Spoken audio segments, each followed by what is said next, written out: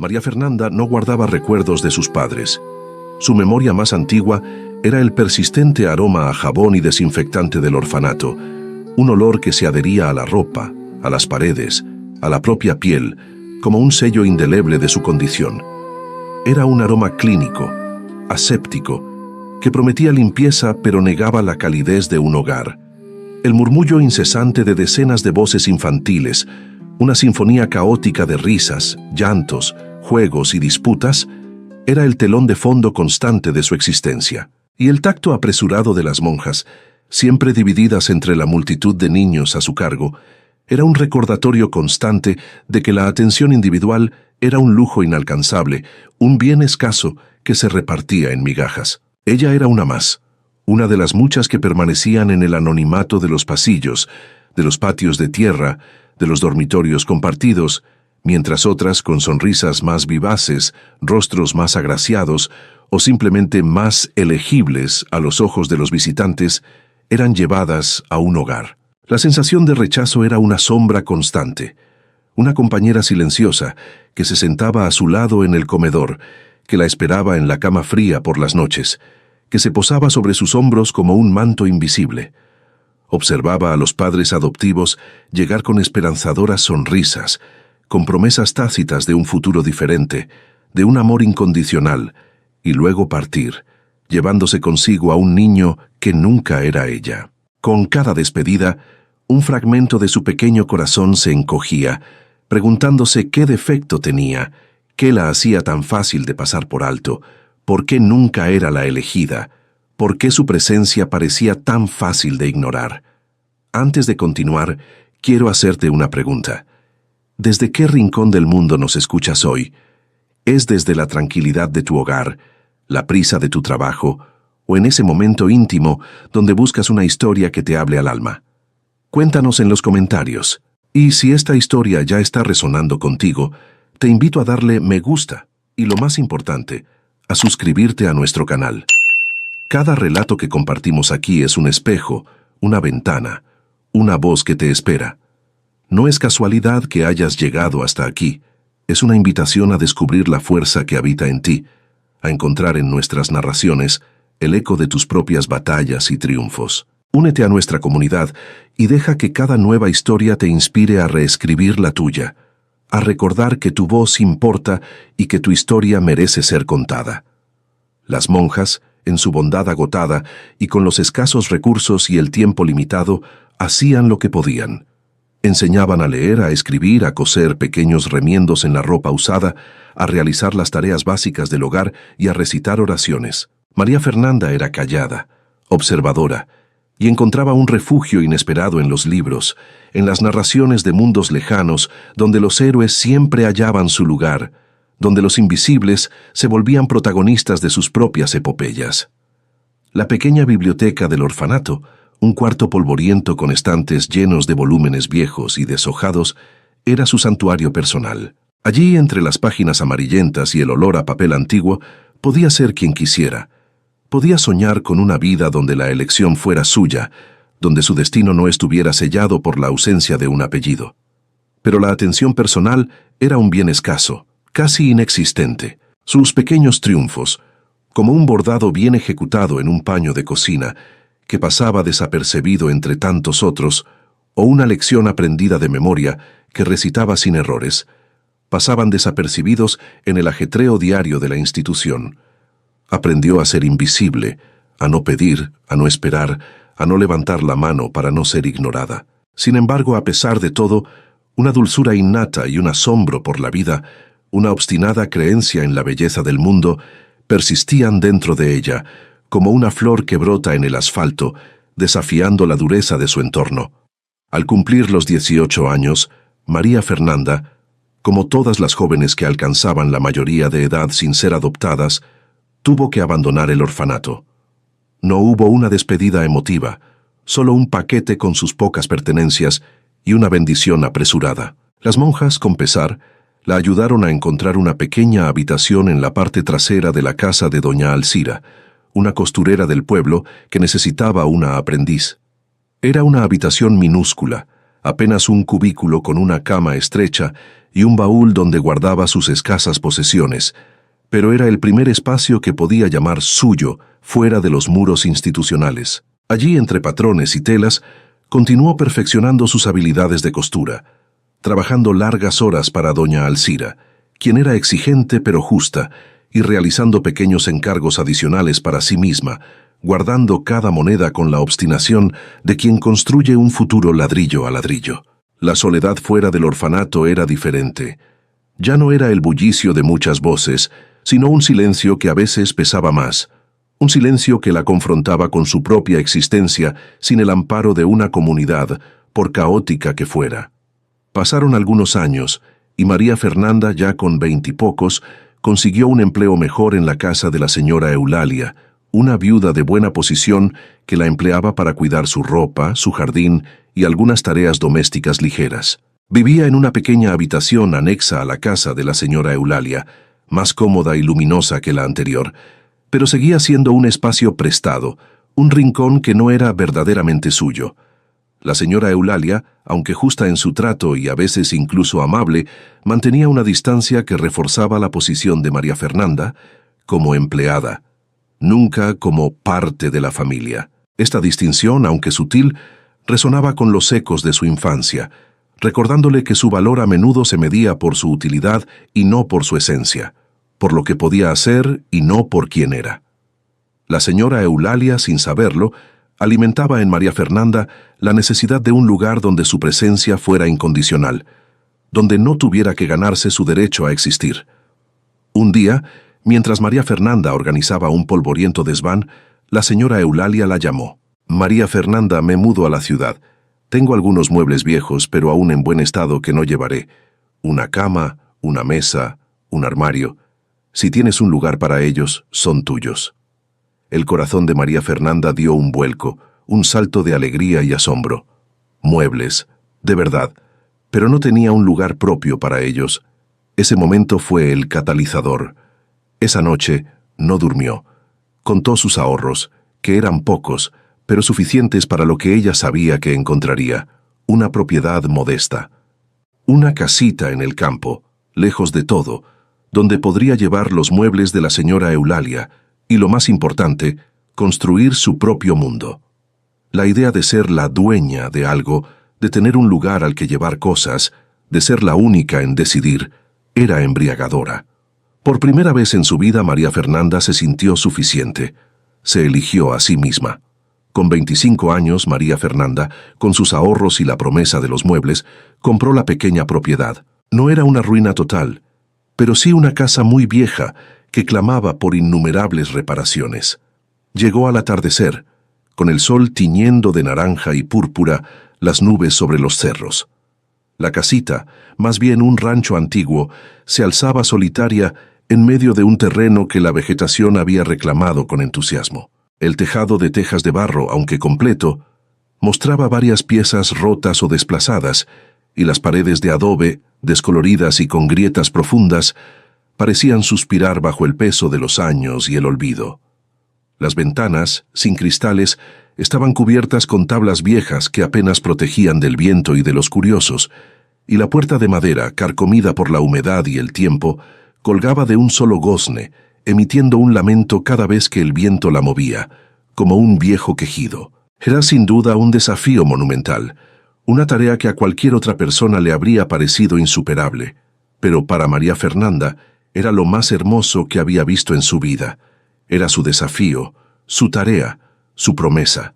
Con su pequeña bolsa de lona al hombro, que contenía sus pocas pertenencias, un par de vestidos sencillos, algunos hilos y agujas, un libro de cuentos viejos que había atesorado desde la biblioteca del orfanato y el dinero justo para los primeros días, se detuvo frente a la entrada.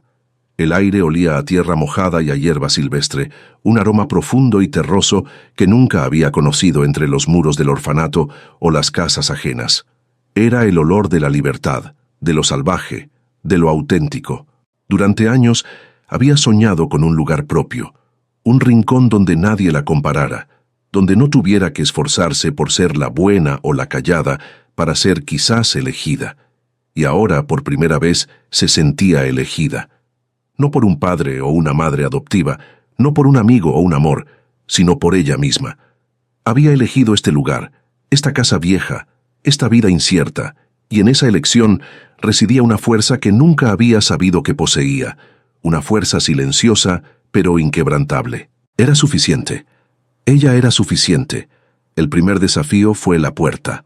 Después de varios intentos, forcejeando con la madera hinchada por la humedad y el gozne oxidado que se resistía, logró abrirla con un chirrido que resonó en el silencio del atardecer, un sonido que parecía romper el hechizo del tiempo. Dentro, el olor a encierro, a humedad y a polvo viejo era abrumador, una mezcla densa de olvido y tiempo que se pegaba a la garganta. La tenue luz del atardecer apenas revelaba una habitación principal, con un fogón de piedra en un rincón, cubierto de hollín y telarañas que parecían alfombras grises, colgando como fantasmas del pasado. No había muebles, solo un suelo de tierra apisonada, irregular y frío, y una oscuridad que prometía más de lo que mostraba, ocultando los verdaderos estragos del tiempo y la magnitud de la tarea que la esperaba. María Fernanda dejó su bolsa en el suelo, sintiendo el frío que subía por sus pies, y salió de nuevo. El sol ya se había ocultado por completo, y la noche caía rápidamente, trayendo consigo un frío cortante que la hizo estremecer. Lo más urgente era el agua. Había visto un pozo cerca de la entrada, cubierto por una tapa de madera podrida. Con cuidado, la apartó, sintiendo el crujido de la madera bajo sus dedos. El pozo era profundo, y el agua brillaba en el fondo, oscura y quieta, como un espejo de la noche que reflejaba las primeras estrellas. No tenía balde ni cuerda, solo sus manos vacías y una sed creciente que le raspaba la garganta. Se sentó en el borde del pozo, sintiendo la piedra fría bajo sus muslos, mirando las estrellas que empezaban a aparecer en el cielo, una a una, como pequeños diamantes esparcidos sobre un terciopelo oscuro. El cansancio del viaje, la magnitud de la tarea que tenía por delante y la cruda realidad de su situación la golpearon con fuerza, amenazando con traer de vuelta la vieja desesperación. Pero en lugar de la angustia que la habría invadido en el orfanato, sintió una calma extraña, una quietud que venía de la aceptación. No había nadie que la juzgara por no saber cómo sacar agua.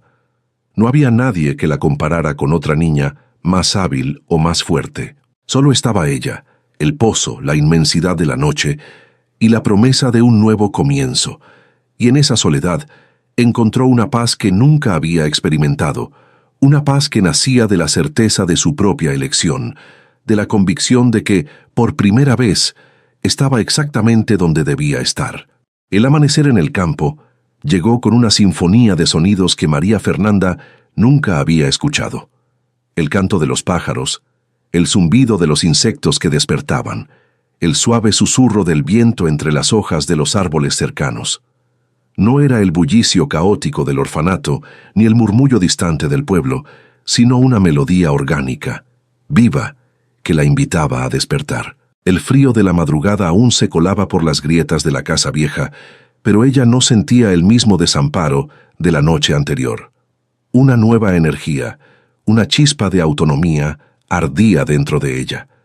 Había una tarea a su frente, y la perspectiva de resolverla con sus propias manos, sin pedir permiso o esperar por ayuda, era un calor nuevo y estimulante. La incertidumbre seguía allí, pero ahora venía acompañada de una determinación férrea.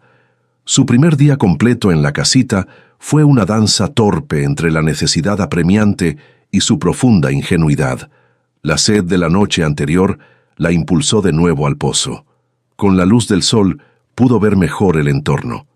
Cerca de un viejo cobertizo desvencijado, encontró un trozo de cuerda gruesa, enredada y sucia, y un balde de metal abollado y oxidado. Parecían haber sido abandonados allí hacía años, testigos silenciosos de vidas pasadas. Demoró un buen rato en desenredar la cuerda, sus dedos torpes y poco acostumbrados a la labor. Luego, con una concentración casi infantil, intentó entender cómo amarrar el balde de forma segura para que no se soltara en la profundidad del pozo. Después de varios intentos fallidos y con la ayuda de un nudo que recordaba haber visto hacer a un jardinero en casa de la señora Eulalia, lo logró. El siguiente desafío fue el más físico: bajar el balde y luego, con todas sus fuerzas, izarlo lleno de agua sin que la cuerda resbalara por sus manos o el balde golpeara las paredes del pozo, derramando el preciado líquido. Las manos, acostumbradas a trabajos delicados de costura, se enrojecieron, se ampollaron y dolieron con cada esfuerzo. Pero cuando la primera gota de agua fresca y cristalina tocó sus labios, sintió un sabor de victoria tan puro como el agua misma. Era la bebida más deliciosa que jamás había probado, no porque fuera diferente, sino porque la había conquistado con su propio esfuerzo. La casita era un quebracabeza de problemas. El fogón de piedra, su única fuente de calor y para cocinar, estaba cubierto de hollín y parecía entupido. María Fernanda no tenía idea de cómo encenderlo. Pasó horas recogiendo gravetos secos y hojas caídas de los árboles cercanos, intentando en vano hacer una chispa con 2 piedras que encontró en el patio. La frustración crecía con cada intento fallido. El humo la hacía toser, y el olor a quemado llenaba el aire sin que una llama digna apareciera. Finalmente, recordando una lección de las monjas sobre la paciencia y la observación, notó un pequeño orificio en la base del fogón, cubierto por ceniza. Lo desobstruyó con un palo, y al intentar de nuevo, una pequeña llama titubeante finalmente prendió, lamiendo los gravetos.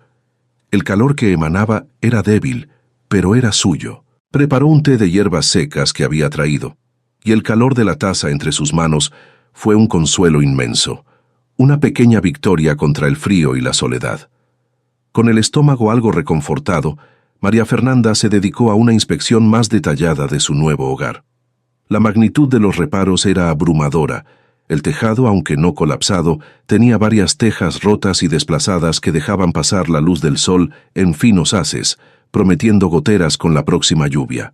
Las paredes de adobe, aunque sólidas en su estructura, mostraban grietas profundas que necesitaban ser selladas.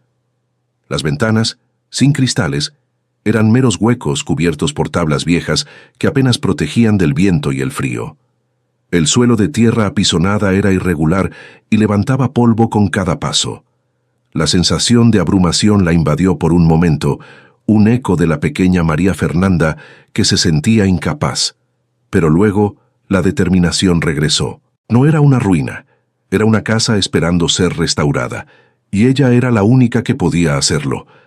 A los pocos días, llegó la carreta con los muebles de la señora Eulalia. El carretero, un hombre robusto y silencioso, los descargó con rapidez, mirándola con una mezcla de curiosidad y extrañeza. María Fernanda, con todas sus fuerzas, arrastró la cama, la mesa y el armario al interior. La cama, aunque sencilla, era un lujo comparada con el camastro del orfanato o el colchón de paja de sus primeros cuartos. La mesa, con sus patas robustas, prometía un lugar para comer y trabajar. El armario, aunque viejo, ofrecía un espacio para guardar sus pocas pertenencias. La casa, antes vacía y resonante, comenzó a adquirir una nueva personalidad con la presencia de estos objetos. Cada mueble colocado era un paso más hacia la creación de su propio espacio, un ancla en su nueva vida. Los primeros días se sucedieron en un aislamiento casi total. La soledad del campo era diferente a la del orfanato o el pueblo. Aquí no había voces distantes, solo el viento, los animales y el silencio. Los ruidos extraños de la noche, el crujido de la madera, el ulular de un búho, el susurro de las hojas, se magnificaban en la oscuridad, alimentando su imaginación y sus viejos miedos. La voz interior de la duda, esa que le decía que no era suficiente, que no lo lograría, que estaba sola, intentaba resurgir. Pero María Fernanda la combatía con trabajo, con la concentración en cada pequeña tarea. Decidió explorar el terreno que rodeaba su casa. Era un pedazo de tierra fértil, aunque descuidado, con arbustos silvestres y hierbas altas. Vio el potencial para una huerta, un sueño que había cultivado en secreto mientras cuidaba el jardín de la señora Eulalia. Pero su ignorancia sobre la agricultura era casi total. ¿Qué sembrar? ¿Cuándo? ¿Cómo preparar la tierra? Con la esperanza de aprender, sembró algunas semillas de maíz y frijol que había comprado en el pueblo, sin mucha técnica, solo con la fe de que la tierra sería generosa. Los primeros intentos fueron, como era de esperar, un fracaso. Las semillas no brotaron, o si lo hicieron, las pequeñas plántulas fueron devoradas por insectos o el sol implacable. La tierra, pensó, era más compleja de lo que parecía. La escasez de dinero para herramientas y materiales era una preocupación constante. Sus ahorros se agotaban rápidamente en comida y en los pocos clavos y maderas que había comprado. Su única fuente de ingresos era su habilidad para coser. Había traído consigo sus agujas e hilos, y por las noches, a la luz de una vela, comenzaba a bordar pequeños paños de cocina con motivos florales, esperando poder venderlos en el pueblo. Era un trabajo lento, minucioso, pero cada puntada era una meditación, una forma de construir belleza con sus propias manos. Un día, mientras trabajaba en el tejado, intentando sin éxito reemplazar una teja rota, vio una figura a caballo en la distancia. Era un hombre, robusto, con un sombrero de ala ancha, que la miró con una mezcla de curiosidad y desconfianza antes de seguir su camino sin detenerse. María Fernanda sintió un escalofrío. Era el primer contacto humano en días, y reforzaba su sensación de ser una forastera, una intrusa en un mundo que no la conocía. La soledad volvió a apretar, pero esta vez, en lugar de encogerse, María Fernanda apretó los labios y volvió a su tarea. No se rendiría. Este era su lugar y lo haría suyo, un esfuerzo a la vez. Los días se sucedían, marcados por el ritmo implacable del sol y la luna, y por el constante esfuerzo de María Fernanda. Había logrado estabilizar la situación más urgente en su casita. El agua del pozo era una bendición constante, y el fogón de piedra, aunque caprichoso, le permitía preparar comidas sencillas aunque repetitivas. Sin embargo, la magnitud de los reparos pendientes en la casa y la obstinada resistencia de la tierra a sus intentos de cultivo la confrontaban con una realidad ineludible. Necesitaba más que solo su fuerza de voluntad. Necesitaba herramientas adecuadas, materiales de construcción que sus manos no podían fabricar y, quizás lo más importante, conocimiento.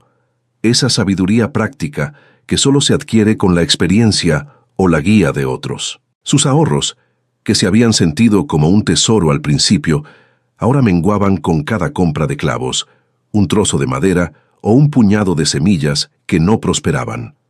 La necesidad de vender sus bordados se hizo imperiosa, no solo para subsistir, sino para sentirse útil, para que su talento tuviera un propósito más allá de su propia satisfacción. Con el corazón latiéndole con una mezcla de ansiedad y determinación, María Fernanda preparó su primera incursión al pueblo con un propósito comercial.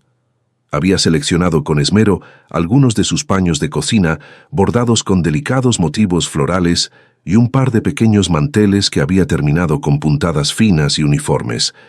Cada hilo, un reflejo de su paciencia y su anhelo de belleza. Los envolvió cuidadosamente en un paño limpio y los guardó en su bolsa de lona, junto con las pocas monedas que le quedaban, su último recurso antes de la desesperación. El camino hasta el pueblo era largo, y el sol de la mañana ya empezaba a calentar con intensidad, haciendo que el polvo se levantara con cada paso. Cada paso era un acto de fe, un desafío a su timidez innata y a la voz interior que le susurraba que nadie querría sus humildes creaciones. Al llegar a la plaza del mercado, María Fernanda se sintió abrumada. El bullicio era ensordecedor, voces de vendedores pregonando sus productos con energía contagiosa, el cacareo de gallinas en jaulas, el balido de cabras atadas, el aroma a especias exóticas, frutas maduras y pan recién horneado que se mezclaban en una sinfonía olfativa. Era un torbellino de vida que contrastaba drásticamente con la quietud de su campo y la soledad de su casita. Se sentía pequeña e invisible de nuevo, una sensación que creía haber dejado atrás, pero que la envolvía como un manto pesado. Caminó con la cabeza gacha, intentando pasar desapercibida, buscando un rincón donde pudiera extender sus productos sin llamar demasiado la atención. Fue entonces cuando sus ojos se posaron en el puesto de pan de Doña Rosa. El aroma a pan fresco era irresistible. María Fernanda se acercó con cautela. Doña Rosa era una mujer de mediana edad, de brazos fuertes y rostro enmarcado por una sonrisa franca, que atendía a sus clientes con una eficiencia amable. María Fernanda compró un par de hogazas, sintiendo el calor del pan a través del papel. Doña Rosa, con su mirada perspicaz, notó la timidez de la joven y sus manos, aunque limpias, mostraban las marcas del trabajo duro. «Eres nueva por aquí, ¿verdad, muchacha?», preguntó doña Rosa, con una voz cálida pero directa. María Fernanda asintió, apenas capaz de murmurar una respuesta. «Vivo en la casita vieja, camino al cerro», explicó. Doña Rosa asintió. «Esa casa lleva años sola. Mucho trabajo te espera. Pero tienes buenas manos, se ve. Si necesitas algo, ya sabes dónde encontrarme».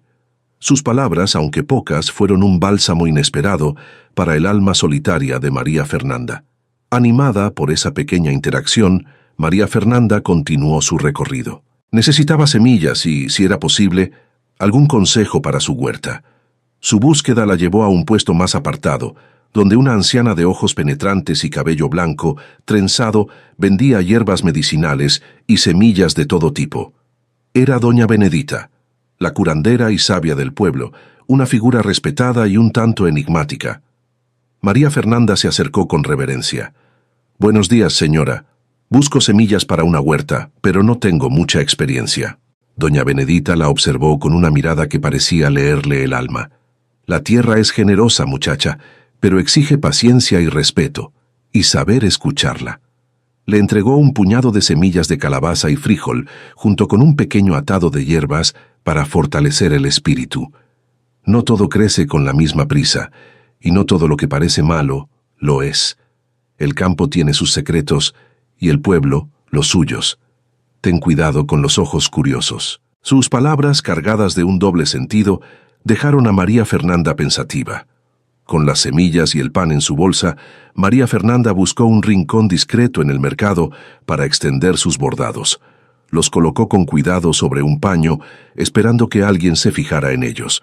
Al principio la gente pasaba de largo, absorta en sus compras, y la familiar sensación de ser invisible volvía a oprimirla. María Fernanda sentía la vergüenza subir por su cuello, el temor al rechazo. Pero luego, una mujer se detuvo y luego otra. Admiraron la delicadeza de su trabajo, la finura de las puntadas, la originalidad de los diseños. Una de ellas, una joven madre llamada Elena, le encargó un pequeño bordado para la ropa de su bebé, un motivo de corderitos. María Fernanda aceptó con una alegría contenida, sintiendo que un pequeño hilo de esperanza se tejía en su nueva vida. Era su primer encargo, su primera venta, su primera validación fuera de los muros del orfanato, un reconocimiento de su talento que no venía de la caridad, sino del valor de su trabajo. El regreso a casa fue menos pesado. La bolsa estaba más ligera, pero su corazón más lleno. Había dado un pequeño paso hacia la integración, había encontrado dos almas amables que le habían ofrecido una pizca de humanidad y había conseguido su primer encargo. La esperanza renovada la impulsó a intentar los primeros reparos en la casa con las pocas herramientas que había comprado. Con un martillo y algunos clavos, intentó fijar una tabla suelta en la ventana. La madera vieja se astillaba, el martillo se le escapaba de las manos, pero la satisfacción de cada avance, por pequeño que fuera, era inmensa. Logró asegurar una de las ventanas, y aunque el trabajo no era perfecto, la sensación de haberlo hecho ella misma era una victoria personal, un pequeño triunfo contra la adversidad. Por la noche, a la luz parpadeante de la vela, María Fernanda comenzó el bordado para el bebé de Elena. Cada puntada era un acto de concentración, una forma de canalizar su energía y su esperanza. Mientras trabajaba, pensaba en las palabras de doña Benedita, en la paciencia que el campo exigía. Se dio cuenta de que su propia vida, su propia reconstrucción, también requeriría esa misma paciencia. No podía esperar que todo floreciera de la noche a la mañana. La casa, la huerta, su lugar en el mundo, todo se construiría puntada a puntada, ladrillo a ladrillo, con la misma dedicación que ponía en sus bordados. La soledad de la noche ya no era tan opresiva. Ahora venía acompañada de la promesa de un futuro que ella misma estaba tejiendo, un futuro donde su existencia no sería invisible, sino una parte vibrante del tapiz de la vida. Los días se transformaron en semanas, y María Fernanda se sumergió en una rutina agotadora pero gratificante. Las mañanas las dedicaba a la casa y a la huerta, aprendiendo a la fuerza los rudimentos de la vida en el campo. Cada clavo que lograba fijar, cada tabla que conseguía enderezar, cada puñado de tierra que removía con la azada que había comprado con sus primeras ganancias, era una pequeña victoria contra la inmensidad de la tarea. Las tardes y noches las dedicaba a la costura, sus dedos ágiles tejiendo patrones en la tela, cumpliendo los encargos que empezaban a llegar lentamente del pueblo. La joven madre, Elena, había quedado encantada con el bordado para su bebé y había recomendado a María Fernanda a sus amigas. Poco a poco, su nombre empezaba a circular asociado a la delicadeza y la calidad de su trabajo. Fue una mañana, mientras María Fernanda luchaba con una viga podrida del porche que amenazaba con ceder, que escuchó el sonido de un caballo acercándose. El mismo hombre robusto que había visto pasar días atrás se detuvo frente a su casa. Era Joaquim, el campesino de la mirada curiosa y el sombrero de ala ancha. Bajó del caballo con una agilidad sorprendente para su corpulencia, llevando en una mano un balde de leche fresca y en la otra un atado de leña seca. María Fernanda se irguió, sintiendo la familiar timidez pero también una punzada de curiosidad. «Buenos días, señorita», dijo Joaquim, su voz grave pero amable, con un acento marcado por el campo. «Mi nombre es Joaquim. Vi que se mudó hace unas semanas. Mi casa está un poco más allá, por el camino del arroyo. Mi madre, doña Benedita, me pidió que le trajera esto. Dice que una mujer sola en el campo necesita ayuda y que la leche fresca siempre viene bien». María Fernanda sintió un calor inesperado en el pecho. La mención de doña Benedita le dio confianza. «Buenos días, Joaquim. Soy María Fernanda. Muchas gracias. Es usted muy amable. Y su madre también». Aceptó la leche y la leña, sintiendo el peso reconfortante de la ayuda. Joaquim no se fue de inmediato. Sus ojos, amables y observadores, recorrieron la casa, deteniéndose en la viga podrida. «Esa viga no aguantará mucho más, señorita. Si quiere, puedo ayudarla a cambiarla. Tengo algunas maderas en mi rancho que le servirían». María Fernanda dudó. La idea de aceptar ayuda, de depender de alguien, le resultaba extraña y un poco incómoda. Toda su vida había aprendido a valerse por sí misma, a no pedir. Pero la viga era un problema serio, y sus intentos habían sido inútiles. «Se lo agradecería mucho, Joaquim. No sé cómo hacerlo sola». Joaquim sonrió, una sonrisa que le iluminó el rostro. «No hay problema. Vuelvo por la tarde con las herramientas». Y sin más, montó su caballo y se alejó, dejando a María Fernanda con una sensación de alivio y una extraña calidez. Por la tarde, Joaquim regresó, no solo con herramientas, sino con su hermano menor, Pedro, un joven fuerte y silencioso.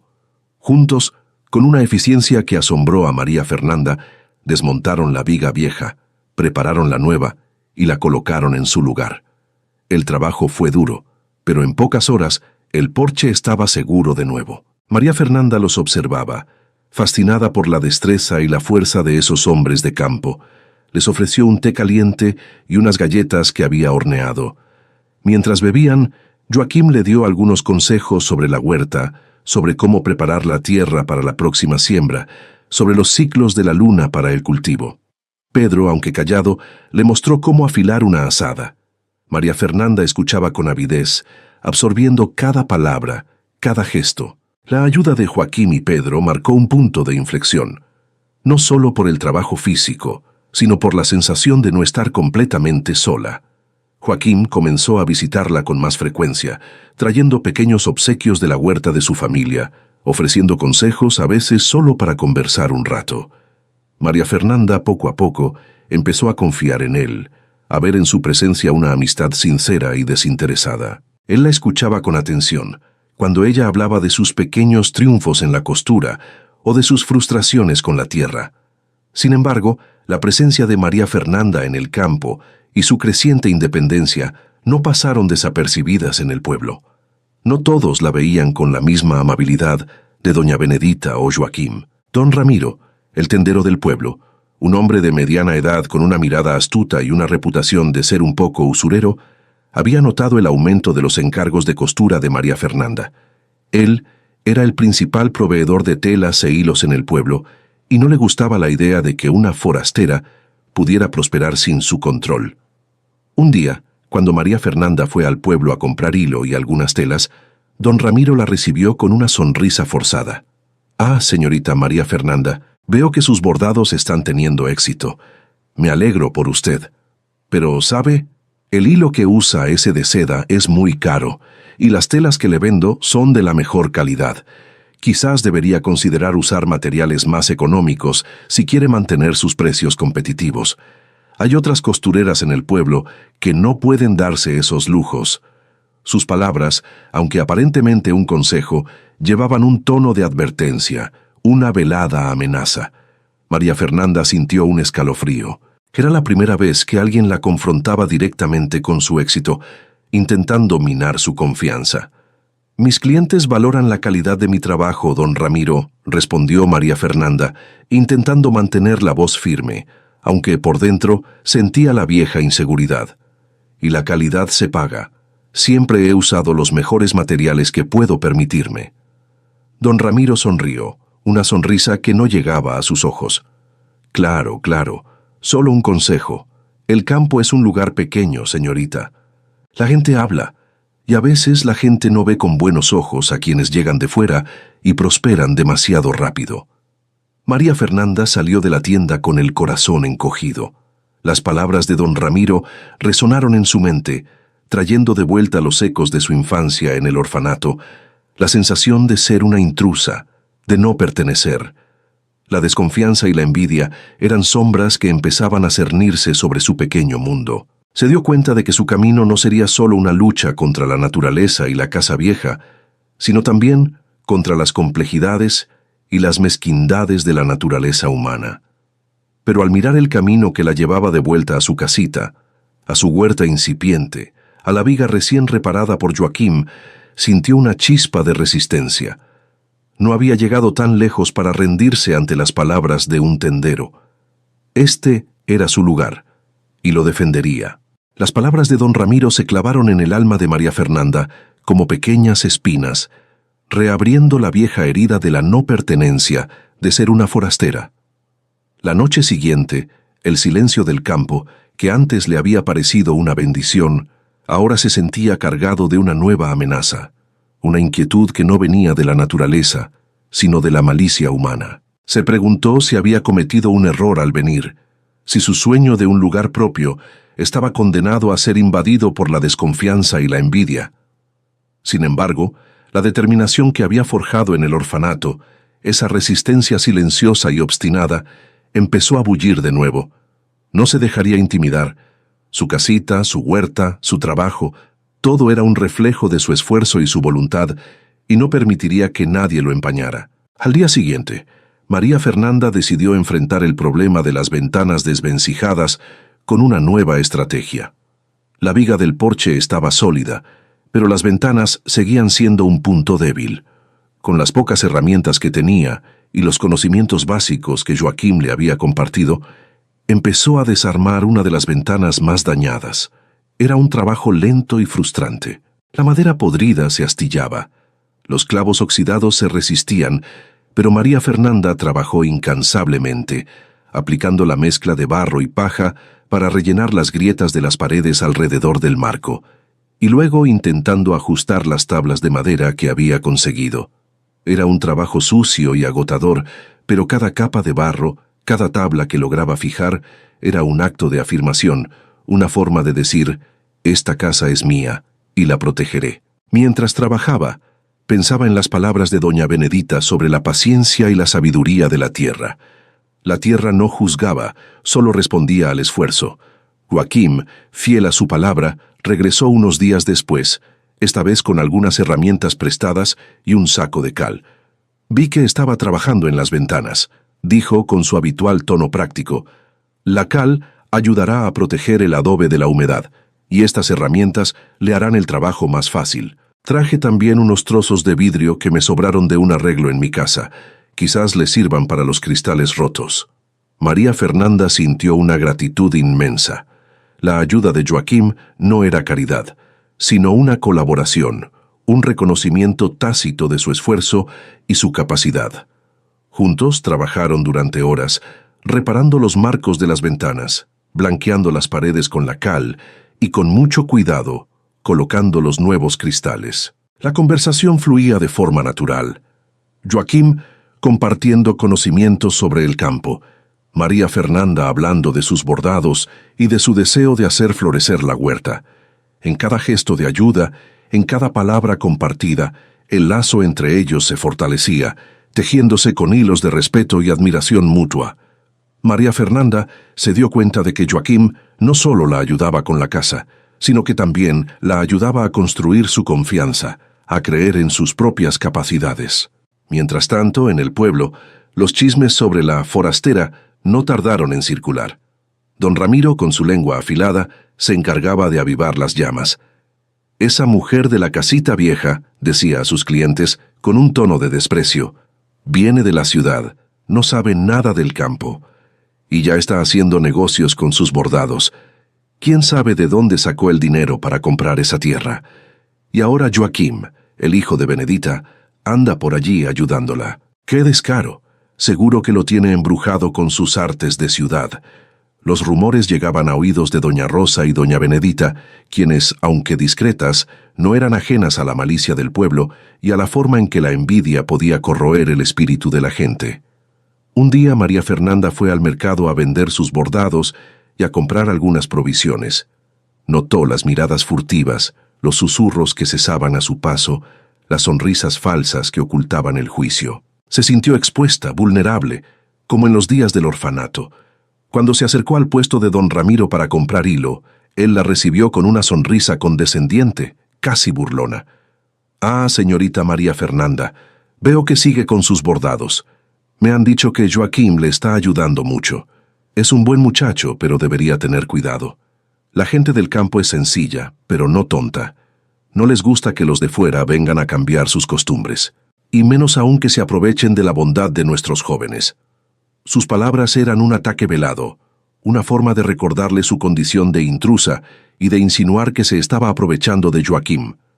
María Fernanda sintió la sangre hervir en sus venas. La vieja María Fernanda se habría encogido, habría bajado la mirada, habría huido, pero la nueva María Fernanda, la que había sacado agua del pozo con sus propias manos, había reparado su porche y sus ventanas, y había sembrado una huerta, se irguió. «Don Ramiro», dijo con voz clara y firme, sorprendiéndose a sí misma por la seguridad en su tono. «Joaquim es un buen vecino y yo soy una mujer trabajadora. No he venido a cambiar las costumbres de nadie, solo a construir mi propio hogar con mi esfuerzo. Y si la gente del campo es sencilla, también es honesta y sabe reconocer el trabajo. Y yo también lo soy». La respuesta de María Fernanda dejó a don Ramiro sin palabras por un momento. Su sonrisa se desvaneció. Su rostro se contrajo en una mueca de sorpresa y rabia contenida. En ese instante, doña Rosa, que estaba comprando pan cerca, se acercó. «Don Ramiro», dijo con su voz fuerte y resonante, que no admitía réplica, «la señorita María Fernanda hace los bordados más finos que he visto en años, y su tienda está llena de gente que los compra. La honestidad y el buen trabajo siempre son bienvenidos, vengan de donde vengan, y la bondad de Joaquim es algo que él elige dar, no algo de lo que se aprovechen». Doña Benedita, que también estaba cerca, asintió con la cabeza. Su mirada sabia y penetrante clavada en don Ramiro, un claro mensaje de que no toleraría la malicia. La intervención de las dos mujeres fue un escudo inesperado para María Fernanda, un claro mensaje a don Ramiro de que no estaba sola y que su trabajo era valorado. María Fernanda sintió un alivio inmenso, una oleada de gratitud hacia esas dos mujeres que, sin saberlo, se habían convertido en sus primeras defensoras. Había encontrado aliados en la comunidad, personas que veían más allá de su condición de forastera, que reconocían su valor y su esfuerzo. Comprendió que la desconfianza y la envidia eran parte de la vida, pero que la solidaridad y el respeto también existían, y que eran fuerzas poderosas. Salió del mercado con la cabeza en alto, el corazón más ligero. La lucha no había terminado, pero ya no estaba sola. Había defendido su espacio no solo físico, sino también moral, y en el proceso había fortalecido los lazos con quienes la aceptaban y la valoraban. Las semanas siguientes, María Fernanda se dedicó con renovado fervor a su huerta. Las palabras de doña Benedita sobre la paciencia y la observación resonaban en su mente, y las lecciones de Joaquim se habían convertido en su guía. Empezó a estudiar la tierra con una curiosidad casi científica, a entender sus ciclos, a observar cómo el sol caía sobre ella y cómo el viento la acariciaba. Con la ayuda de Joaquim, quien le enseñó a preparar la tierra con abono natural, a hacer surcos profundos y a identificar las mejores semillas para cada estación, la huerta comenzó a transformarse de un terreno descuidado en un vergel prometedor. Los pequeños brotes verdes que antes habían sido devorados o se habían marchitado, ahora se alzaban con fuerza, prometiendo una cosecha abundante de calabazas, frijoles, maíz y hierbas medicinales. María Fernanda sentía una conexión profunda con la tierra, una conexión que nunca había experimentado con nada ni nadie. Era un lenguaje silencioso, una promesa de vida que respondía a su esfuerzo y a su cuidado, un espejo de su propia transformación. La relación con Joaquim se profundizaba con cada visita. Él no solo le traía leche o leña, sino que se quedaba a ayudarla con los trabajos más pesados de la casa o la huerta, siempre con una disposición tranquila y una sonrisa amable. Juntos, repararon el tejado por completo, reemplazando las tejas rotas con otras nuevas que Joaquim había conseguido en una hacienda vecina, asegurando que la casa estuviera protegida de las lluvias. Levantaron una cerca robusta alrededor de la huerta para protegerla de los animales del campo. En cada tarea compartida, María Fernanda descubría nuevas facetas de Joaquim, su paciencia infinita, su fuerza tranquila, su conocimiento profundo del campo y su respeto por la naturaleza. Él no hablaba mucho de sus sentimientos, pero sus acciones eran elocuentes, un lenguaje de cuidado y protección que María Fernanda, por primera vez, empezaba a entender. María Fernanda, por su parte, empezó a compartir más de sí misma, no con palabras grandilocuentes, sino con la confianza que depositaba en él, con las sonrisas que le dedicaba, con la forma en que sus ojos se iluminaban cuando él llegaba. Un día, mientras trabajaban en la huerta, desmalezando entre las hileras de maíz, Joaquim se detuvo y la miró con una expresión de admiración. «María Fernanda», dijo, su voz suave, «su huerta está floreciendo de una manera que nunca había visto. Es como si la tierra supiera que usted la ama y le responde con generosidad». María Fernanda sintió un rubor en sus mejillas, una calidez que se extendía por su pecho.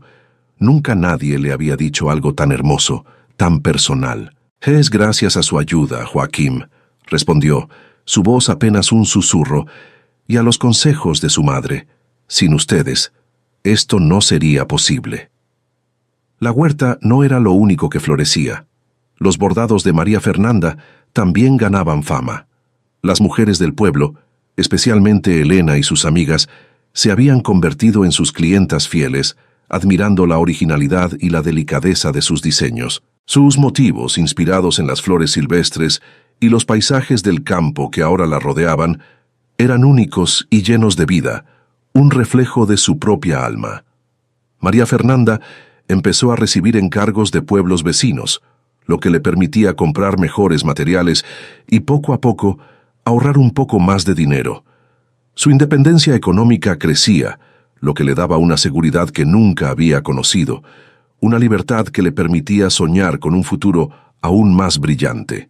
Ya no era solo la mujer que vivía en la casita vieja, era María Fernanda, la bordadora, la campesina, la mujer que estaba construyendo su propio destino con cada puntada y cada semilla.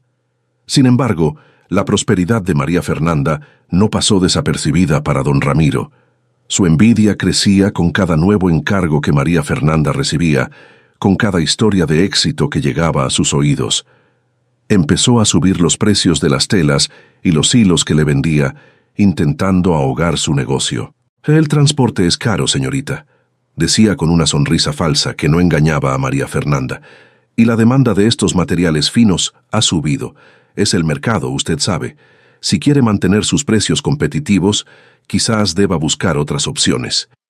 María Fernanda, aunque frustrada por la mezquindad de don Ramiro, no se dejó vencer. Empezó a buscar proveedores en otros pueblos, incluso a teñir sus propios hilos con tintes naturales que doña Benedita le había enseñado a preparar, utilizando raíces, hojas y flores del campo. Era más trabajo, pero le permitía mantener la calidad y los precios de sus bordados, y le daba una satisfacción adicional al ser completamente autosuficiente. La relación con doña Benedita también se fortalecía, transformándose en un vínculo casi filial. María Fernanda la visitaba con frecuencia, no solo para pedir consejos sobre la huerta o los tintes, sino para compartir un mate y conversar.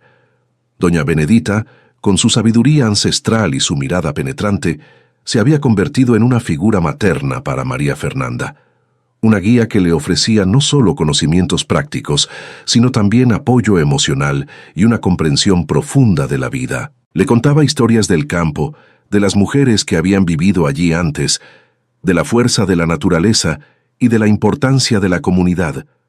María Fernanda, que nunca había tenido una figura así en su vida, absorbía cada palabra, sintiendo que, por primera vez, tenía raíces, que pertenecía a una historia más grande que la suya, a una tradición de mujeres fuertes y sabias. Una tarde, mientras María Fernanda regresaba de casa de doña Benedita, vio a don Ramiro hablando con un grupo de hombres en la plaza del pueblo. Al verla, don Ramiro hizo un comentario en voz alta, lo suficientemente audible para que ella lo escuchara. Ahí va la forastera, con sus aires de grandeza. Ya se cree la dueña de todo el campo, y con ese Joaquim siempre detrás. ¡Qué vergüenza! Seguro que lo tiene embrujado con sus artes de ciudad. Los hombres rieron, algunos con incomodidad, otros con malicia. María Fernanda sintió la humillación, la rabia, la vieja sensación de ser el blanco de burlas. Pero esta vez, en lugar de bajar la mirada y acelerar el paso, se detuvo. Miró a don Ramiro directamente a los ojos, su postura firme, su voz clara. «Mi trabajo es honesto, don Ramiro», dijo con una autoridad que sorprendió a todos. «Y mi amistad con Joaquim es sincera y respetuosa. No tengo nada de qué avergonzarme. Y si usted tiene algo que decir, dígalo de frente, no a mis espaldas». Luego, sin esperar respuesta, siguió su camino, la cabeza en alto. La vieja María Fernanda se habría escondido. La nueva María Fernanda se defendía, no solo a sí misma, sino también a Joaquim y a la dignidad de su trabajo. El verano avanzaba, y con él una sequía inusual empezó a cernirse sobre la región. Los días se volvieron más largos y calurosos, el sol quemaba la tierra con una intensidad implacable, y las lluvias, que solían ser abundantes en esa época del año, simplemente no llegaban. Los arroyos comenzaron a secarse, los pastos se volvieron amarillos y quebradizos, y la preocupación se extendió por el pueblo como una sombra ominosa. Los campesinos, acostumbrados a los caprichos del clima, sabían que una sequía prolongada podía significar la ruina de sus cosechas y la pérdida de sus animales, amenazando su subsistencia y su forma de vida. María Fernanda, aunque inexperta en la magnitud de tales fenómenos, observaba con creciente inquietud cómo su huerta, que tanto esfuerzo le había costado hacer florecer, empezaba a sufrir. Las hojas de sus plantas se marchitaban, la tierra se agrietaba en pequeños mosaicos de sequedad, y el pozo, su fuente de vida, mostraba un nivel de agua cada vez más bajo. Recordó las palabras de doña Benedita sobre la importancia de la conservación del agua, y empezó a aplicar todas las técnicas que había aprendido. Regaba al amanecer y al atardecer para evitar la evaporación. Cubría la tierra con paja y hojas secas para retener la humedad y priorizaba las plantas más resistentes, sacrificando las más débiles para salvar el resto. Sin embargo, la magnitud de la sequía era abrumadora, y María Fernanda sentía la impotencia ante la fuerza de la naturaleza, una fuerza que no podía controlar. Joaquim, que visitaba a María Fernanda con más frecuencia, compartía su preocupación. «Esta sequía es de las peores que he visto en años, María Fernanda», dijo una tarde, mientras observaban la huerta sedienta, el aire denso y pesado. «Si no llueve pronto, las cosechas se perderán, y el ganado empezará a sufrir. El río está bajando a niveles críticos». Su voz, normalmente tranquila y serena, revelaba una profunda inquietud, una sombra de desesperación. María Fernanda, a su vez, le contó sus miedos más profundos, la posibilidad de perder todo lo que había construido con tanto esfuerzo, de que su sueño se desvaneciera bajo el sol implacable. Era la primera vez que compartía sus vulnerabilidades de forma tan abierta, y la confianza entre ellos se profundizó aún más, forjándose en la adversidad. La situación en el pueblo se volvió tensa.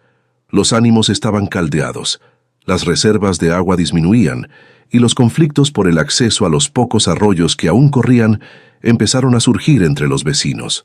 Don Ramiro, aprovechando la situación, comenzó a especular con los precios de los alimentos y el forraje para los animales, aumentando la desesperación de la gente. «Es la ley del mercado», decía con su habitual cinismo, mientras acumulaba ganancias a costa del sufrimiento ajeno. María Fernanda, con su pequeña huerta aún produciendo algo gracias a sus esfuerzos y a la resistencia de las semillas de doña Benedita, se convirtió en un blanco de miradas. Algunos la admiraban, otros la envidiaban, y don Ramiro no perdía oportunidad de sembrar dudas sobre su suerte o sus artes de ciudad. Una tarde el cielo, que había estado despejado y azul durante semanas, comenzó a oscurecerse de forma dramática. Nubes negras y densas se acumularon en el horizonte, trayendo consigo un viento fuerte y racheado que levantaba polvo y hojas secas. Los animales se inquietaron, y la gente del pueblo corrió a sus casas, sabiendo que se avecinaba una tormenta. Pero no era una tormenta de lluvia, sino una tormenta de viento y polvo, un fenómeno conocido en la región como la furia del campo seco. María Fernanda, en su casita, se preparó para lo peor. Cerró las ventanas que había reparado con tanto esmero, asegurando los postigos. La viga del porche, ahora sólida y firme gracias al trabajo con Joaquim, resistía el embate del viento, pero el tejado, a pesar de los reparos, seguía siendo vulnerable. El viento aullaba con furia, golpeando la casa con una violencia inusitada. María Fernanda escuchó el crujido de la madera y el sonido de las tejas que se desprendían, volando por los aires como hojas secas. El polvo se colaba por cada rendija, cubriendo todo con una capa fina y asfixiante. María Fernanda se acurrucó en un rincón, sintiendo la casa temblar, el miedo helándole la sangre. Era la fuerza de la naturaleza en su máxima expresión, y ella era solo una pequeña figura frente a su inmensidad. La tormenta duró horas, una eternidad de viento y ruido. Cuando finalmente amainó y el silencio regresó, María Fernanda se atrevió a salir. El paisaje era desolador. El tejado de su casita tenía varias tejas arrancadas, dejando grandes agujeros por donde se veía el cielo. La cerca de la huerta estaba derribada en varios tramos y algunas de sus plantas más jóvenes habían sido arrancadas de raíz por el viento. El pozo, aunque intacto, parecía aún más bajo. María Fernanda sintió una oleada de desesperación. Todo su esfuerzo, todo lo que había construido, parecía haber sido arrasado en una sola noche. Las lágrimas que había contenido durante tanto tiempo finalmente brotaron, calientes y amargas. Se sentó en el suelo, entre los escombros, sintiendo el peso de la derrota. La voz del orfanato, esa que le decía que nunca sería suficiente, que nunca tendría un lugar, regresó con fuerza susurrándole que se rindiera.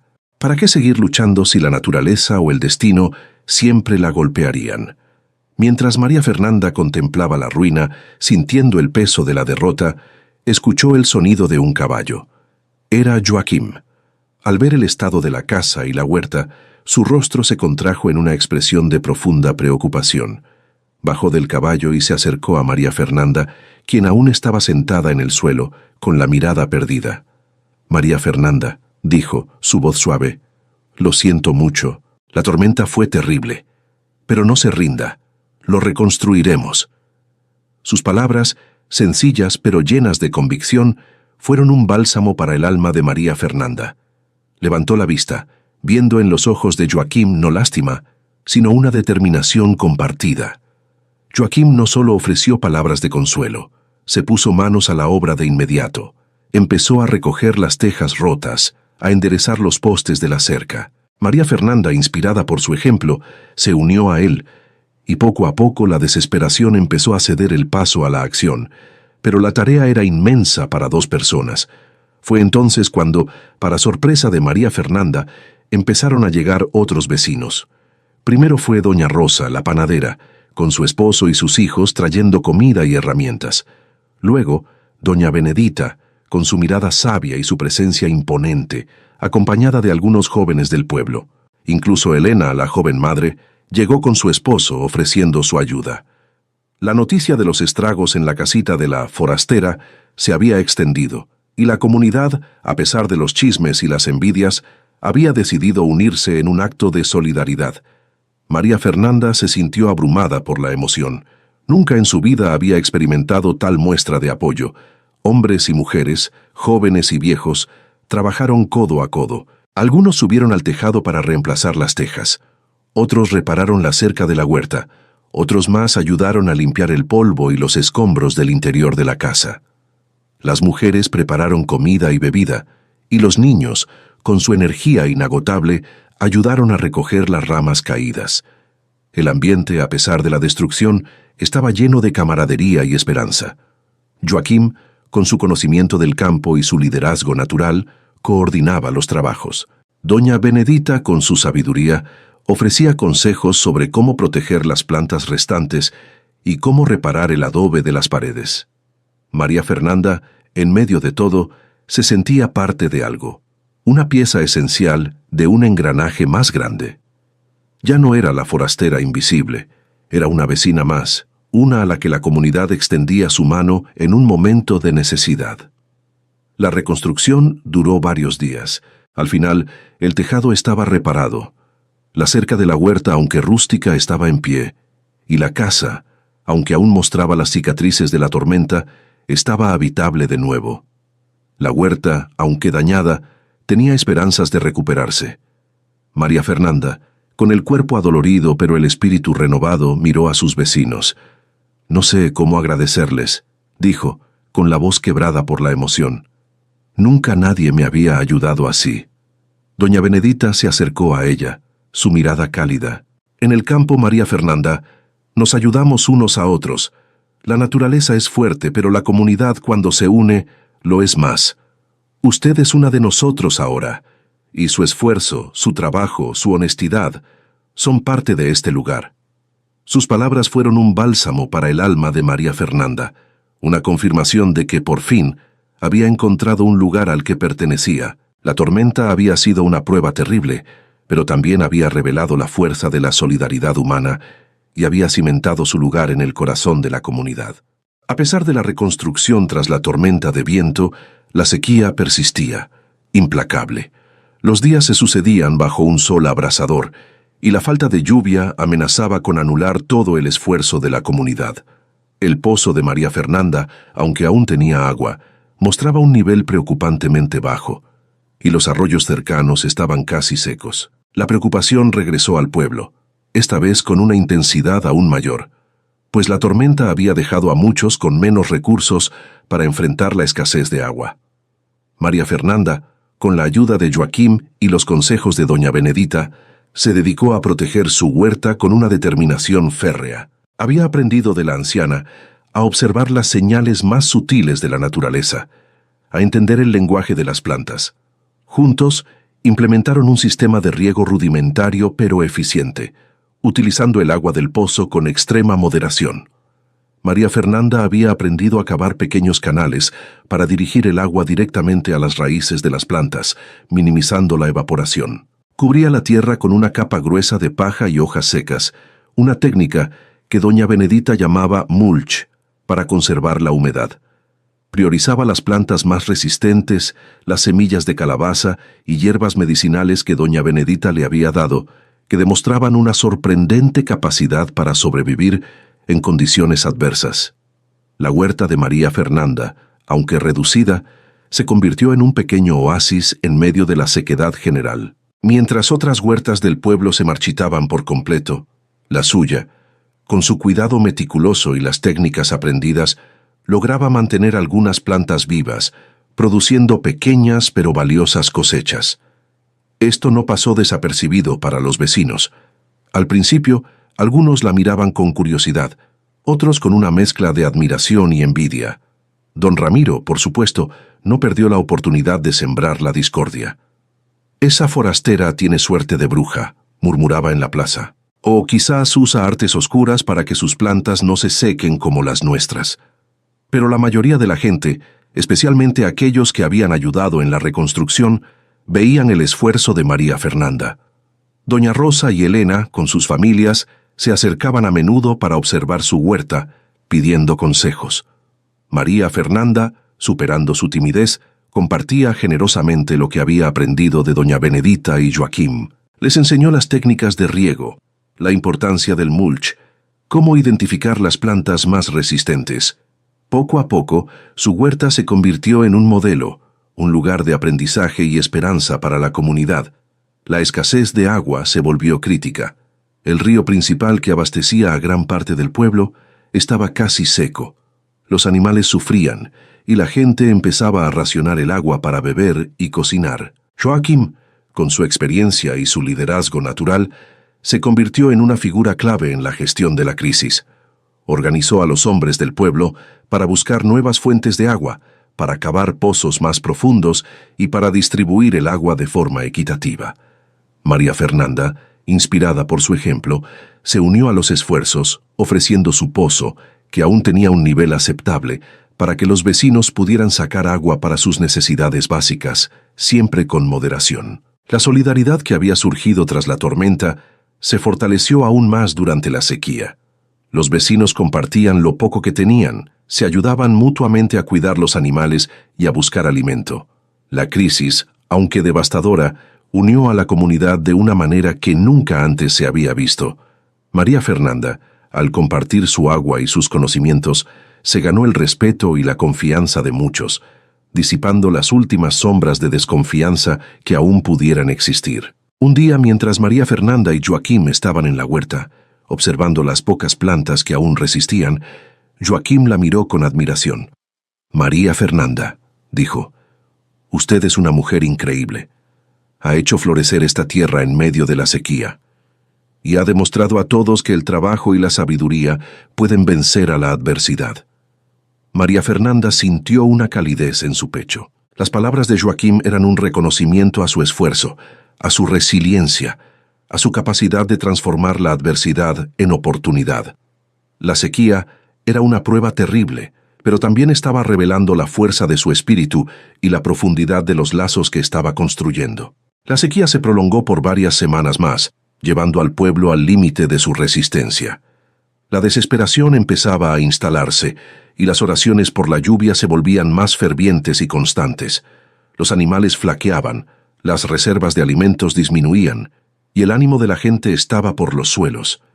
Incluso la huerta de María Fernanda, a pesar de todos sus esfuerzos, mostraba signos de agotamiento, con algunas plantas marchitándose irremediablemente. La fe de María Fernanda fue puesta a prueba, pero la imagen de Joaquim y doña Benedita, trabajando incansablemente, la impulsaba a seguir adelante.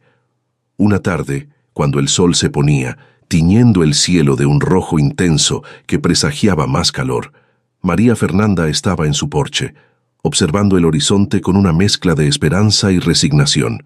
De repente, una brisa fresca, diferente a las ráfagas calientes de los días anteriores, acarició su rostro. Miró al cielo y vio en la distancia unas nubes oscuras que se acercaban lentamente, cargadas de una promesa.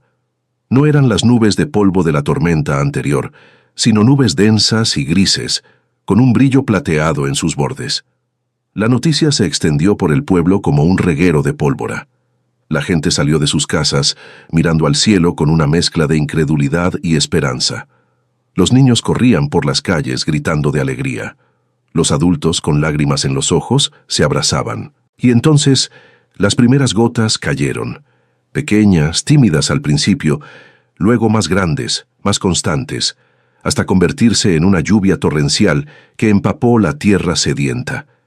El olor a tierra mojada, a vida que regresaba, llenó el aire, un aroma que María Fernanda nunca olvidaría. La lluvia duró toda la noche y parte del día siguiente. Cuando finalmente cesó, el paisaje se había transformado. La tierra, antes agrietada y polvorienta, ahora estaba oscura y húmeda. Los arroyos volvían a correr, y los pastos, aunque aún amarillos, mostraban un tenue verdor que prometía una pronta recuperación. La gente del pueblo salió de sus casas con sonrisas radiantes, celebrando la bendición de la lluvia. La vida regresaba, y con ella la esperanza. María Fernanda, con el corazón rebosante de alegría, corrió a su huerta.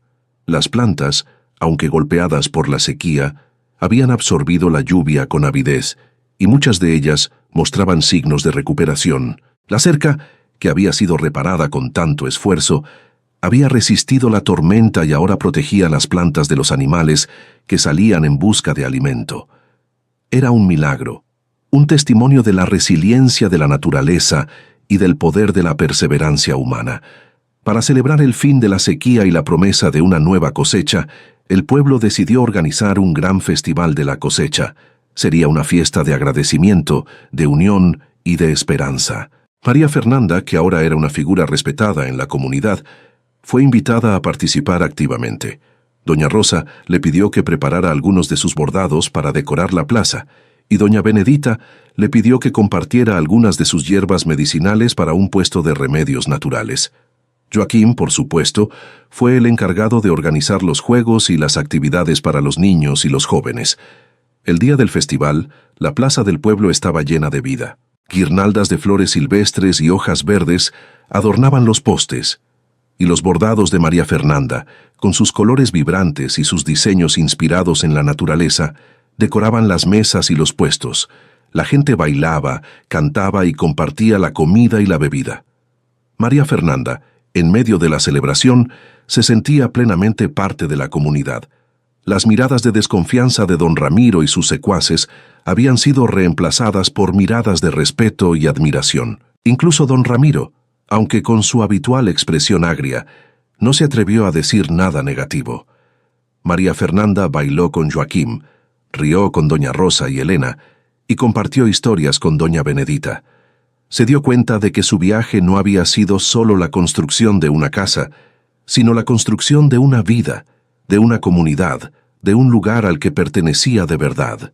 Ya no era la huérfana invisible, era María Fernanda, la mujer fuerte, la bordadora, la campesina, la amiga, la vecina, la mujer amada y querida. El festival duró hasta bien entrada la noche, con hogueras, cantos y risas bajo un cielo estrellado. María Fernanda, cansada pero feliz, regresó a su casita con Joaquín. El camino de vuelta estaba iluminado por la luna y las estrellas, y el aire fresco de la noche traía consigo el aroma a flores y a tierra mojada. Al llegar a su porche, se detuvieron. Joaquín tomó su mano. María Fernanda, dijo, su voz suave y llena de emoción, «Nunca he conocido a una mujer como usted. Ha transformado este lugar, y me ha transformado a mí. Su fuerza, su dulzura, su capacidad de hacer florecer la vida, es un regalo». María Fernanda lo miró, sus ojos llenos de una gratitud y un afecto que no necesitaba palabras. En ese momento, bajo la inmensidad del cielo nocturno, sintió que su corazón, que había estado cerrado por tanto tiempo, finalmente se abría por completo, listo para recibir el amor que la vida le ofrecía. La noche del Festival de la Cosecha marcó un antes y un después en la relación entre María Fernanda y Joaquín. Las palabras de Joaquín en el porche, su mirada, el roce de sus manos, habían encendido una chispa que María Fernanda, en su inexperiencia en asuntos del corazón, apenas se atrevía a reconocer. El miedo al rechazo, esa sombra persistente de su infancia en el orfanato, intentaba asomarse, susurrándole que no era digna de un amor tan puro y sincero. Pero la María Fernanda, que había reconstruido una casa, hecho florecer una huerta en medio de la sequía y ganado el respeto de un pueblo, era una mujer diferente. Una mujer que había aprendido a defender su espacio y su valor, y que ahora se atrevía a soñar con un amor que la viera por completo. Los días siguientes, las visitas de Joaquín se volvieron más frecuentes y con un propósito diferente. Ya no solo venía a ayudar con la huerta o a traer leche, sino a pasar tiempo con ella, a conversar, a compartir el silencio, a simplemente estar. Sus gestos de cortejo eran sutiles, arraigados en la sencillez y la autenticidad del campo, pero profundamente significativos para María Fernanda. Le traía las primeras flores silvestres que encontraba en el camino, no ramos elaborados y ostentosos, sino pequeñas maravillas de la naturaleza que él sabía que ella apreciaba por su belleza humilde. Le dejaba en la puerta un cesto de frutas recién cosechadas de su propia hacienda, o un trozo de pan casero que su madre había horneado, un gesto de cuidado y provisión. Reparaba una herramienta rota sin que ella lo pidiera, o se quedaba hasta tarde para asegurarse de que el tejado estuviera bien sellado antes de una lluvia, demostrando su compromiso y su preocupación por su bienestar. Eran pequeñas atenciones que hablaban de un cuidado genuino, de una presencia constante y confiable, de un hombre que la veía y la valoraba en su esencia, no por lo que podía hacer por él, sino por quien ella era. María Fernanda, que nunca había experimentado la atención de un hombre de forma positiva, que había crecido sin la referencia de un afecto romántico o una figura paterna, empezó a reconocer estos gestos como expresiones de un amor que no exigía, sino que ofrecía. Su corazón, antes cerrado por el miedo a la vulnerabilidad y al abandono, empezó a abrirse, lentamente, como una flor que se despliega al sol después de una larga noche. Se sorprendía a sí misma sonriendo sin motivo aparente, o esperando con ansias la llegada de Joaquim, sintiendo una alegría que le era desconocida. La voz interior de la duda, esa que le decía que no sería suficiente para él, que él merecía a alguien mejor, a alguien sin su pasado, intentaba resurgir con sus viejos susurros. Pero María Fernanda la combatía, recordando cada paso de su viaje, cada victoria, cada vez que se había elegido a sí misma, cada vez que había demostrado su fuerza y su valor. Una tarde, mientras María Fernanda y Joaquim estaban sentados en el porche, observando el sol ponerse tiñendo el cielo de tonos dorados y rosados, pintando los cerros con colores cálidos y profundos, el silencio entre ellos se hizo más denso, cargado de una emoción no expresada, de una expectativa palpable. Joaquim, con una lentitud inusual, tomó su mano, sus dedos ásperos por el trabajo de la tierra, pero suaves y cálidos al tacto. María Fernanda sintió un escalofrío que no era de frío, sino de una emoción profunda que le erizaba la piel, una mezcla de nerviosismo y anticipación que le aceleraba el pulso. «María Fernanda», dijo Joaquim, su voz más suave de lo habitual, casi un susurro, pero firme en su convicción, sus ojos fijos en los de ella. «Esta tierra la eligió, y usted la eligió de vuelta, con cada gota de sudor, con cada reparación, con cada semilla que hizo florecer. Ha demostrado una fuerza y una belleza que pocos poseen, y yo la he elegido a usted también, para compartir este camino, para construir juntos una vida para siempre, si usted me permite». María Fernanda sintió un nudo en la garganta. Las lágrimas, que rara vez se permitía derramar, se acumularon en sus ojos, empañando la vista del hombre frente a ella. Nunca nadie le había dicho algo así. Nunca nadie la había cortejado de forma tan simple y genuina, sin exigencias, sin condiciones, reconociendo su fuerza, su independencia y su valor intrínseco. Él la veía, no como la huérfana rechazada, no como la forastera, sino como la mujer fuerte y dulce que ella había llegado a ser, con todas sus cicatrices y sus triunfos, con su capacidad de amar y de construir. Era un amor que la aceptaba por completo, sin reservas. Entonces, Joaquim sacó una pequeña flor silvestre de su bolsillo, una diminuta flor azul que había recogido en el camino, una flor humilde pero de una belleza delicada, y se la ofreció. «Para la mujer que hace florecer la tierra y mi corazón». María Fernanda tomó la flor. Sus ojos se llenaron de lágrimas, pero esta vez eran lágrimas de pura emoción y gratitud, de una felicidad que nunca había creído posible. Nunca nadie le había dado una flor, nunca nadie la había hecho sentir tan deseada, valorada, amada de una forma que iba más allá de las palabras, que tocaba el centro de su ser, sanando viejas heridas. Era un amor que la veía en su fuerza, en su resiliencia, en su capacidad de transformar una casa vieja en vida, de convertir la soledad en hogar. En ese momento, María Fernanda no solo se sintió suficiente, sino amada por quien era, con todas sus marcas y toda su luz. Era la confirmación externa de su autoelección, un reconocimiento de su belleza y su fuerza, un eco de la voz que le decía: «Eres exactamente quien estaba buscando». Con un asentimiento y una sonrisa radiante, María Fernanda aceptó el amor de Joaquim, no como un rescate, sino como una elección mutua, de igual a igual, el comienzo de un nuevo capítulo en su historia, un capítulo escrito por ella misma. Los meses se transformaron en años, tejiendo un tapiz de vida compartida y sueños realizados. La casita de María Fernanda ya no era una estructura vieja y remendada, sino un hogar acogedor y próspero, un refugio de paz y abundancia. El tejado sólido resistía las tormentas más feroces. Las ventanas con macetas de flores silvestres alegraban la vista con sus colores vibrantes, y la huerta exuberante, ahora un modelo de productividad, alimentaba no solo a ella y a Joaquim, sino también a algunos vecinos que venían a intercambiar productos.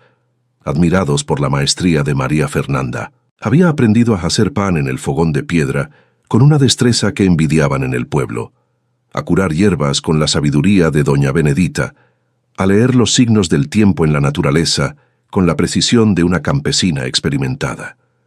Sus bordados eran ahora conocidos en todo el pueblo y más allá, y tenía una clientela fiel que valoraba la delicadeza de su trabajo manual y la historia de superación que cada puntada contaba. La relación con Joaquim se había consolidado en un amor profundo y sereno, cimentado en el respeto mutuo, la admiración y la complicidad. Él se había mudado a la casita de María Fernanda, uniendo sus vidas y sus sueños.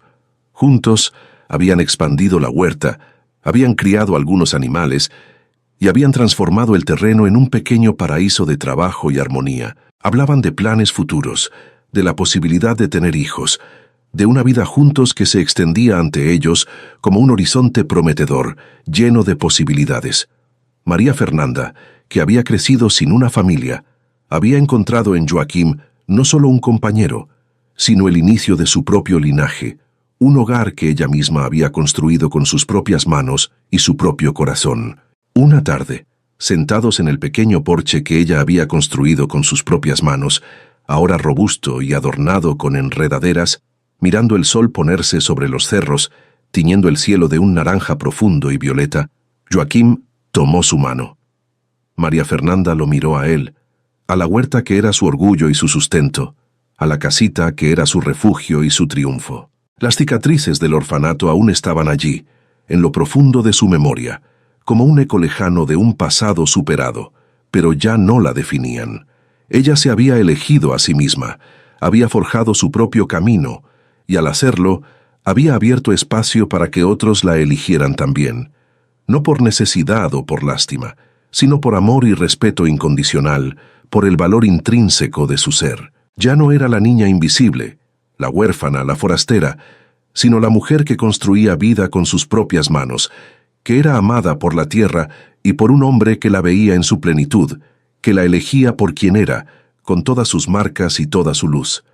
No saber no era lo mismo que estar perdida. Eso era lo que había aprendido en ese terreno, y en ese trabajo, y en esas mañanas de fogón que no encendía, y plantas que no brotaban, y tardes de mercado, y conversaciones que se habían ido acumulando en capas hasta convertirse en algo sólido y real. Estaba perdida la noche que dejó el orfanato, con el miedo de lo desconocido y la incertidumbre del futuro. Estaba perdida el día que llegó a esa casa vieja y sintió la magnitud de lo que no sabía hacer, la soledad abrumadora que la confrontaba. Estaba perdida en muchos de los días que siguieron, cuando los errores se acumulaban, y el cuerpo dolía, y la soledad pesaba más de lo que había calculado que pesaría, cuando los chismes la herían y las tormentas amenazaban con llevarse todo lo que había construido. Pero no estaba perdida ahora. Ahora sabía exactamente dónde estaba, y lo que había aprendido en el camino hasta aquí era que ese conocimiento, saber dónde está uno, no viene de que el camino sea seguro o de que el futuro sea claro. Viene de haber elegido el lugar donde se está, de haberlo construido con las manos, de haberlo llenado de presencias que llegaron sin que nadie las planeara y que se quedaron porque había algo en ese lugar que valía la pena quedarse.